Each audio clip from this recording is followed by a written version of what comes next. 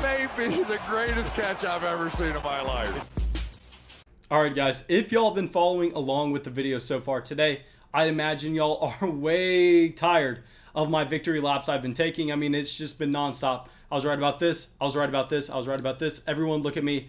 And clearly that's annoying. But nonetheless, this video is going to be about a ton of things I was wrong, because some of these running backs that drastically lost value in week 4, I went out there and I told you to start. I thought that they had plus matchups, and clearly that did not work out. But before we get into this video, guys, thank y'all so much for the non-stop support. I mean, the amount of y'all that have your notifications on and come watch the videos right away, drop a like and comment. I mean, it's absolutely insane. I mean, we have like 25 likes within a minute of the video being uploaded, as well as like 20 comments. I mean, just absolutely ridiculous, guys. I truly appreciate it. And there's nothing that helps this channel more than y'all having your notifications on and y'all coming in, liking, commenting right away, and checking out the video. Guys, that means a ton, and I truly, truly appreciate it. But I will be live streaming Tuesday, Wednesday, Thursday, Friday, Saturday nights. Every single week from here on out. Y'all know if there's a game on that night, I just start the stream right after the game ends. But on Tuesdays, Wednesdays, Fridays, Saturdays, stream starts at 8:30 every single night. Really hope to see y'all there. And to clarify, 8:30 Central Time. But let's get into this video and let's talk about the 5 running backs that saw their value just absolutely plummet in week 4. And there's no guy better to start it off with than Kenyan Drake. And what was worse, what the worst thing watching Kenyan Drake go out there and completely fall flat on his face was knowing that I went out there and advocated for multiple people to go and start this running back against the Carolina Panthers. Y'all know I went out there and I told nobody to draft Kenyan Drake before the season started. I went out there and told everyone to sell him where you could. But I was looking at his usage coming into this week, looking at the plus matchup that he had with the Carolina Panthers, and I was like, how does this not work out? He's getting the carries. All we have to see is some efficiency with the carries, and we understand that this Arizona Cardinals offense should be able to go out there and really produce against this horrendous Carolina Panthers defense. Now, I don't know what happened. I don't know if DeAndre Hopkins being limited really drove this offense down, but it was horrendous. And not only was it horrendous from what we saw from the overall offense versus what we expected, but Kenyan Drake's individual performance was what was most concerning about this. And no, it's not that he got like something like 15 carries with 2 yards to carry and no touchdown. Obviously, that is going to be absolutely brutal for your fantasy football matchup. But we're not trying to necessarily zoom in on what happened in week 4. We're trying to take the key aspects of what happened in week 4 and trying to use them to determine how these players are going to be able to score over the next few weeks. And what was most concerning about Kenyan Drake's week 4 performance was him going out there and seeing 0 usage in the receiving game. Now, something that's just, I don't know how to explain it, because we know up until this point of his career, Kenyan Drake has been known to be a third down running back, kind of just a receiving running back. And now he's being prototyped as just one of these guys that can go out there and grind carries on first and second down. And we understand if you are not getting the passing game usage, you better be getting rushing touchdowns, because those are where fantasy points come from, touchdowns and usage in the passing game. And Kenyan Drake currently is getting none of that.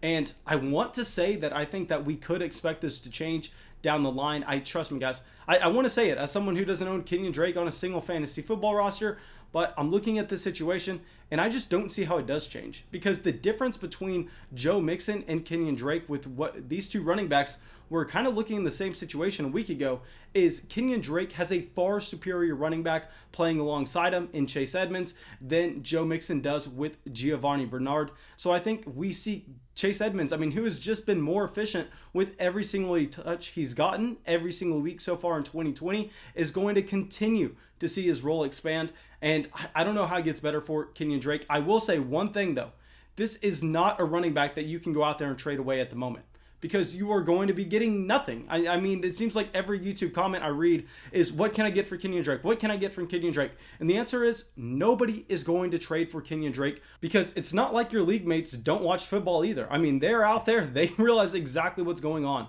So I think your best hope, if you own Kenyan Drake at this point, is going to be just holding him on for one more week. They're going up against the New York Jets this week, going out there, plugging him in, and hoping that he's going to be able to provide you 15 carries a rushing touchdown, and 80 yards. I mean, if there was any matchup that he would be able to put out that stat line, it is against the New York Jets.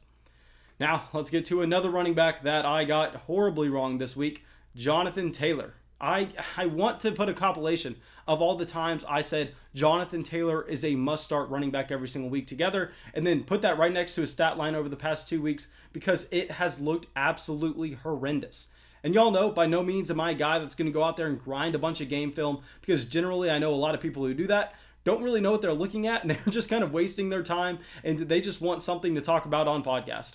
But when you do go out there and you just take 5 seconds to watch Jonathan Taylor run behind a fantastic Indianapolis Colts offensive line, I mean, he's not running through the gap. He's running right into the back of his offensive lineman, and that is just something we did not expect from Jonathan Taylor, but it was a legitimate concern coming out of Wisconsin, where we know that if there was any team in college football that is going to be able to consistently just generate large plays for their running backs based on the holes that they can open up in the offensive line, is going to be Wisconsin. So seeing Jonathan Taylor have a hard time transitioning out to just an overall situation that I would argue is one of the better situations for a running back in the NFL. He has a very good offensive line. He has a quarterback that pretty much only looks to check the ball down to the running backs. I mean, and to see him still not producing, I don't know at this point what we need to see from Jonathan Taylor for him to go up to what we perceive to be a mid running back one.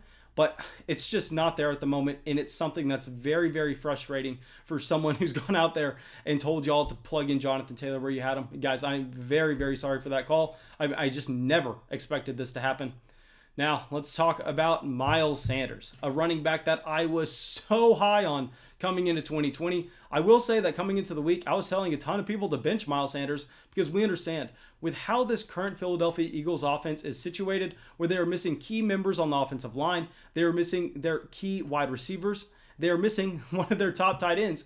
I mean, they are just having a tremendously hard time moving the ball down the field. And we understand, yes, Miles Sanders is going to be able to provide you some kind of floor. Like, he's never going to completely bottom out like we see with Kenyan Drake, because Miles Sanders does get that usage in the passing game. But at the end of the day, I mean, just seeing this offense not being able to move the ball down the field in the slightest is something that is extremely concerning for any running back. But because we understand that so much of the running back production comes from rushing touchdowns, from those just touches in the red zone overall, and when you were not getting those, you were not going to be putting up those spike weeks that are really going to elevate your overall fantasy football season. And that's just, we're not seeing that from Miles Sanders at the moment. And until this Philadelphia Eagles offense improves, I think we aren't going to see it. But for the time being, Jalen Reagor isn't coming back anytime soon. Dallas Goedert isn't coming back anytime soon. They are having one of the toughest schedules in the NFL coming up. So for a running back where I love the talent and I loved him coming into 2020, just the wheels have fallen off in this offense. And I don't know if we can necessarily expect that to change anytime soon. And it hurts. As someone who has Miles Sanders on a ton of fantasy football rosters, I will say that it really, really hurts. Now, let's talk about David Johnson. Now, there are a couple things working against David Johnson's favor. A couple of them we saw happening, others we did not. So David Johnson is going to lose touches with Duke Johnson coming back to this lineup. This is something that we talked about for 2 weeks now, understanding that while David Johnson is going to face just an easier schedule over the next few weeks, knowing that Duke Johnson is coming back, Duke Johnson is going to take a couple receptions from him, and Duke Johnson is going to take a couple carries, which may not sound like a lot. But if Duke Johnson is taking just say 2 receptions for 30 yards and 5 carries for another 20 yards that would have gone to David Johnson, I mean, that equates to like 6 fantasy points a game. And that changes David Johnson from being in the high-end running back 2 just conversation to now I think that we have to drop him down to being a running back 3, and seeing this just Houston Texans offense not be able to move the ball whatsoever against the Vikings. I don't know when we can expect this to change. I mean, hopefully Bill O'Brien leaving the situation will open up things for the offense. I don't know how confident we can be in saying that, but just in general, I think that David Johnson is currently playing in just a below average offense in the NFL. David Johnson by no means is a world-class talent at this point, and Duke Johnson is coming back to take some targets and to take some carries away. Just a running back that is going to continue to fall. Now, a running back that I went out there and told a ton of people to jam in their lineups in week 4, Darrel Henderson. Now, guys, I don't know what happened here. All I know is Sean McVay looked over the past couple weeks. He saw that Darrel Henderson was currently PFF's #1 graded running back through like the first 3 weeks of the season. Then went out there and you went, you know what would be best going up against the New York Giants? I mean, they're expecting Darrel Henderson, but let's give him some Malcolm Brown. I mean, what are they going to say about Malcolm Brown? And then clearly, I don't think that it was an improvement for the Los Angeles Rams offense, who had a hard time getting the ball moving against the New York Giants. Just a spot that we thought was going to be a complete smash.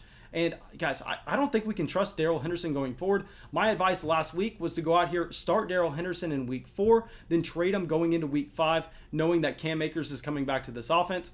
But now that he went out there and just completely face planted, and knowing that Cam Akers is still coming back, I mean, he went from a very intriguing running back 2 to just almost completely off the fantasy football radar. I don't know a player that may have fallen more at the running back position this week than Darrel Henderson. I mean, it's been a crazy 3-week ride with him.